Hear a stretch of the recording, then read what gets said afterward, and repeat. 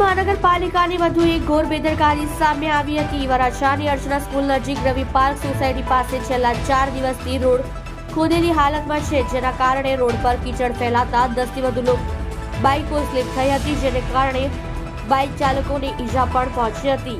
સ્થાનિકોએ માંગ કરી હતી કે વહેલી તકે આ ખાડા પૂરી અને રોડ બનાવવામાં આવે।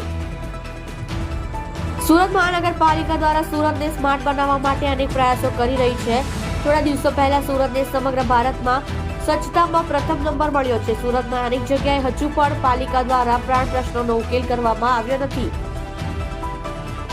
હજુ પણ પાલિકાના અમુક કર્મચારીઓના પાપે સુરતની છબી ખરડાઈ રહી છે। તેવામાં સુરતના વરાછા વિસ્તારમાં આવેલા અર્ચના સ્કૂલ નજીક રવિ પાર્ક સોસાયટી પાસે મેઇન રોડ પર છેલ્લા 4 દિવસથી પાલિકાના કર્મચારીઓ દ્વારા ખાડો ખોદવામાં આવ્યો હતો।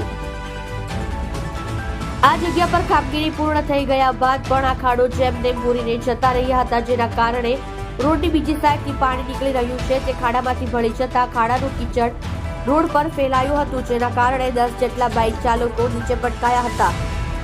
અકસ્માતની ઘટના બનતા આસપાસના દુકાનદારોએ બેરિકેડ મૂકી રસ્તો બંધ કર્યો હતો। અનેક બાઇકો નીચે પટકાતા તેમની ઈજાઓ પણ થઈ હતી। આ ઘટના બાજુમાં દુકાનમાં લગાવવામાં આવેલા સીસીટીવી કેમેરા માર્કેટ હતી, જેમાં સ્પષ્ટ જોઈ શકાય છે કે એક પછી એક અલગ બાઇક ચાલકો સાથે અકસ્માત થયો છે। ઘટનાને પગલે સ્થાનિક દુકાનદારોમાં પણ રોષ જોવા મળી રહ્યો છે। પાલિકાના કર્મચારીઓ દ્વારા યોગ્ય કામગીરી નહીં કરાતા તાત્કાલિક કામગીરી કરી ખાડો પૂરવા માંગ કરાઈ હતી।